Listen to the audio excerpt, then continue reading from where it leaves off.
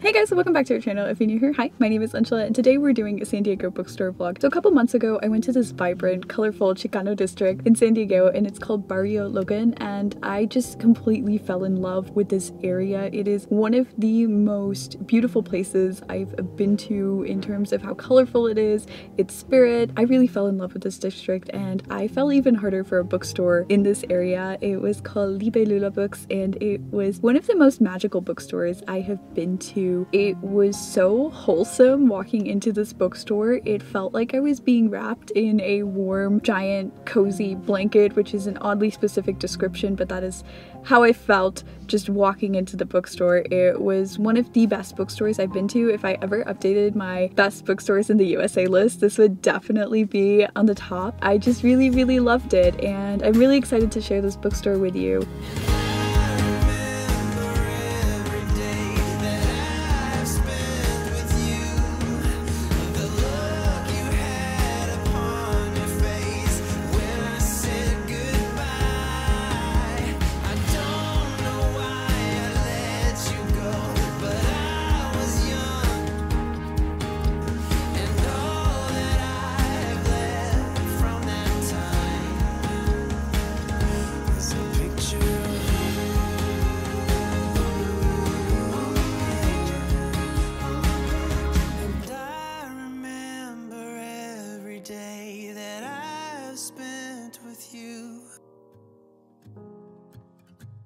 This bookstore is situated in an odd-looking building right across from two coffee shops. It's a place where the sense of community is so strong that you can feel it as you walk in, and it's not a place that feels commercial in any sense of the word. There are floor-to-ceiling aluminum shelves packed with stories told by authors from all walks of life. There were books by Chicano authors, there were books by Asian authors, there were books by Black authors, there were books by Indigenous authors, there were small press books, there were LGBTQIAP+ books, there were zines, there were indie published books, there were self-published books. There was literally every kind of book that you can think of and feel represented by, they stocked it. I felt like this bookstore had a really strong focus on diversity. It felt like they were trying to stock a book where everybody could find a story that they personally connected to, and I just really loved that. It just made the bookstore feel so wholesome. The owners of this bookstore, they don't just have a love of books, they also have a deep love for people, and it just felt like a very empathetic bookstore. I'll link some news articles down below about some of the really awesome stuff that they're doing to support the community. They're just doing so much for the community. It just made my heart so full. If you are in the San Diego area, if you're visiting San Diego, I highly recommend going to this bookstore. I went to every bookstore in San Diego, I kid you not. This was my favorite. Does anyone remember when I started these book videos and I used to struggle to pull books out from the bags? And now I have a reusable bag. We've made so much progress. I picked up 4 books from this bookstore. The first book that I picked up is If They Come For Us by Fatima Asghar. I absolutely love this. This is a modern poetry collection that is one of the best poetry collections that I've read. I remember when I picked this up from the bookstore, I saw it in the window display. They asked me if I'd read it before, and I hadn't read the collection at the time that I picked it up, and they said, "You're gonna love it." And that is so true. I ended up loving this so much. There is a lot of construction noise. I'm really sorry about that. This is a curation whose words describe the India-Pakistan partition with intensity and eloquence. It's about more than just a divide. It's about the effect of the divide and the deep, gnashing wounds that this divide left behind. This is a book that is about identity. It's about loss of identity. It's about sexuality. It's about trauma. It's about the intersectionality of all of those things. It was done with such dexterity. I don't want to call this book simple because even though the language used is easy to follow along, it takes a wordsmith to craft the poems that are there in this book. Words fit so perfectly together. There's clear imagery throughout. Sentences are turned inside and out. My favorite poems were the ones called Partition. There were several poems called Partition throughout this curation. My favorite one was on page 9. This is a one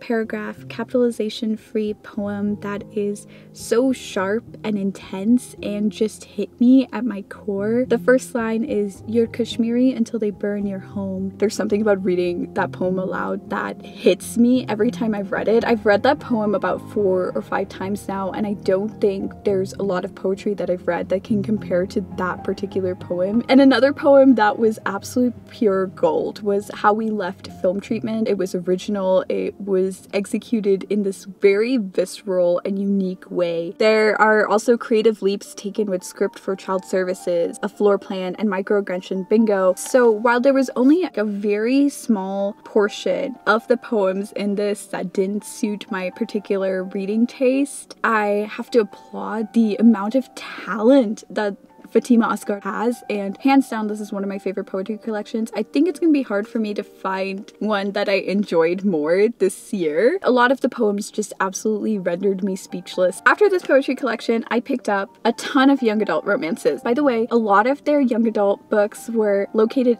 right in front of the bookstore. So there were some that were within the bookstore, but there was this huge display outside of the bookstore, and these were used books, so they were discounted. It was just really nice to see how much representation was there just in that one display. That was 99% of the reason why I walked into the bookstore. I saw so many Asian characters on the covers and so many South Asian characters on the covers that I was like, okay, take my money now. The first book that I picked up was A Taste for Love, and this is by Jennifer Yen. This is a book that made me really want to rewatch The Great British Baking Show and just drink a ton of boba while I was doing it. Actually, I'm really thirsty right now. Wait, I do have boba. I do actually have boba with me. I forgot that I got it for the video. I was gonna do this at the start of the video, but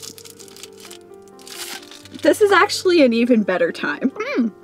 They don't add as much sugar as I thought they would. What was I talking about? A Taste for Love. A Taste for Love starts off as a very, very loose Pride and Prejudice retelling. It's Pride and Prejudice, but let's make it Asian. Over time, this story slowly evolved into what I felt like was Great British Baking Show fan fiction meets The Bachelorette. I personally just really enjoyed this book. I felt like it was the perfect palate cleanser read. It isn't the best book that I've ever read, but it was just a book that I got at the right time. And it was just a lot of fun. It was really cute. It was really sweet. One of my favorite aspects of Pride and Prejudice was the histrionics of Elizabeth Bennet's mother. And I feel like in a lot of Pride and Prejudice retellings, the mother figure has been made to be more mature, more subdued, and she has dialogue that feels forceful, but she's not incredibly over the top. It feels almost realistic for the situation. Jennifer Yen really goes all out with making Lisa's mom do these really crazy, oh my goodness, did she just do that, actions that I just really loved. Having her do these really over the top actions really made the friction between Lisa and her mother more palpable. I was really here for her relationship with her mother, her sister, her friends. The author also tried to approach several other topics like microaggressions and eating disorders, and they were very tiny sentence-like moments, and I felt like they were included to make the book heavier, but at the end of the day it's just a very light read, and I think that the story could have been strengthened by presenting these side discussions in a show don't tell fashion that was more fleshed out. But I do still highly recommend this book if you're a fan of The Great British Baking Show, because the second half of this book, it does take a while to build up to it, but the second half of this book is pretty much Wattpad Great British Baking Show fan fiction. The next book that I picked up is one of my new favorite young adult romances, and that is XOXO by XEO. The cover of this book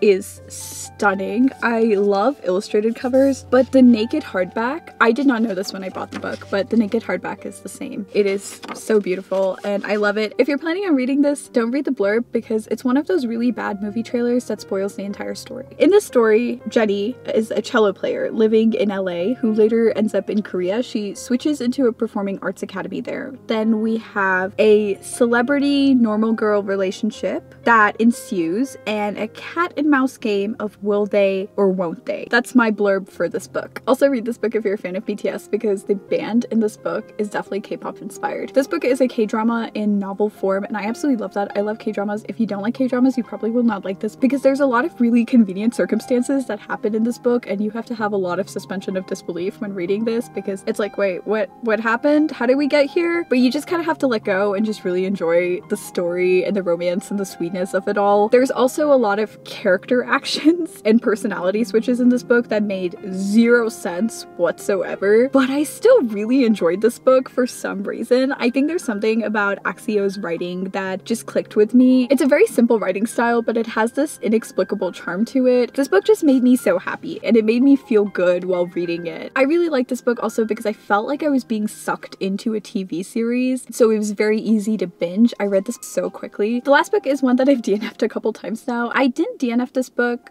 because I didn't like where the story was going or certain elements of the story. It's just, I'm a very big mood reader. I am so wishy-washy with the books that I want to read in particular moments, and I will only read particular books at particular times. I thought I was officially done with it and I've DNF'd it enough times, but I really want to try it again now that I'm in a spring romance reading mood. A lot of the romances that I read are very cute, but this one, when I started reading it, it was like eating cotton candy, which isn't bad. I love cotton candy, but sometimes I just want a sweet, and cotton candy's a little too much sweetness for me, and that's kind of how I felt when I was going into this book. This is just a very, very fluffy story. It's about Rika and her quest to find the truth about her mother. I guess that at the times that I picked it up, it wasn't really jiving with me, but I want to try it again now. I usually like finishing all the books and then doing these wrap-ups, but I've picked this up a couple times and I'm not sure when I'm actually gonna get to it, but I still wanted to do the bookstore vlog. Let me know in the comments below if you would prefer that I do hauls, or if you like the wrap-up style where I review the books after reading them and come back and reflect on the bookstore experience later. Those are all of the books that I picked up from Libelula Bookstore. Let me know what books you are currently reading. Let me know what bookstore vlog you would like to see next in the comments down below. Thank you so much for watching. Bye guys!